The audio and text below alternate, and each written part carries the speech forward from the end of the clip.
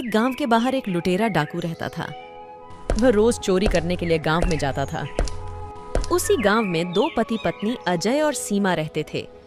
ए जी, 2 दिन से हमारे घर में चूल्हा नहीं जला और घर में कुछ खाने को भी नहीं है।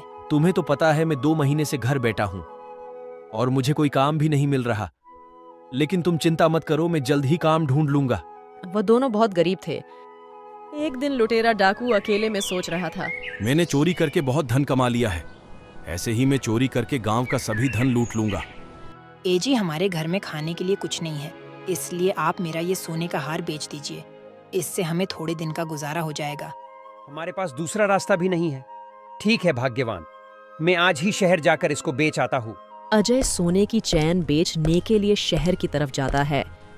अजय जा रहा था, तब उसी रास्ते में वह डाकू एक पेड़ के नीचे गाना गाते हुए बैठा था और वह अजय को देख लेता है।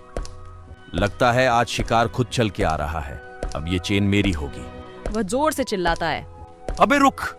फिर डाकू उसके पास जाकर कहता है, सीधे सीधे तुम्हारे हाथ में जो ये हार है ये मेरे हवाले कर दो, वरना यही तुम्हारी कब्र बनाऊंगा। ऐसा मत करो डाकू जी, अगर मैं ये हार आपको दे दूंगा तो मैं और मेरी पत्नी भूखे मर जाएंगे। भगवान के लिए ऐसा मत करो। लेकिन वह डाकू उसकी एक नहीं सुनता और उसको लात मारकर वह हार लेके भाग जाता है। फिर अजय दुखी होकर अपने घर को वापस लौट जाता है। अब मैं सीमा को क्या जवाब दूंगा? हमारा ये हार ही तो आखिरी उम्मीद था। आ गए आप। मैं आप ही का ही इंतजार कर रही थी, लेकिन खाली हाथ क्यों आए? राशन तो लेते आते।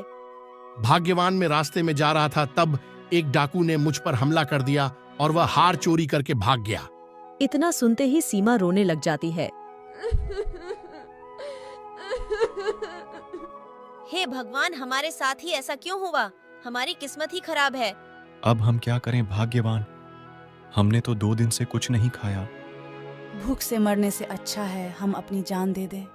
फिर दोनों बहुत रोते हैं और वह बेचारे खुद खुशी करने का विचार कर लेते हैं।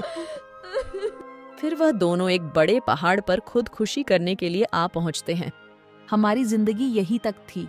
फिर इतना कहकर वह दोनों पहाड़ से छलांग लगा देते हैं और अपनी जान दे देते हैं। वहीं वह डाकू जंगल में मजे से घूम रहा था। घूमते घूमते वह उन दोनों के पास आ पहुंचता है। अरे ये दोनों कौन है जिसने यहाँ आत्महत्या कर ली?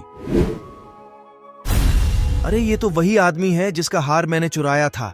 सीधे सीधे तुम्हारे हाथ में जो ये हार है ये मेरे हवाले कर दो, वरना यही तुम्हारी कब्र बनाऊंगा। ऐसा मत करो डाकू जी, अगर मैं ये हार आपको दे दूंगा तो मैं और मेरी पत्नी भूखे मर जाएंगे। भगवान के लिए ऐसा मत करो। तो ये आदमी तब सच बोल रहा था, मैंने इसकी बात नहीं सुनी, सब मेरी गलती है। तब उसे बहुत पछतावा होता है और वह रोने लगता है। सिख, हमारी छोटी सी गलती के कारण किसी की जिंदगी बर्बाद हो सकती है, इसलिए हमें अपने स्वार्थ के कारण दूसरों का बुरा नहीं करना चाहिए।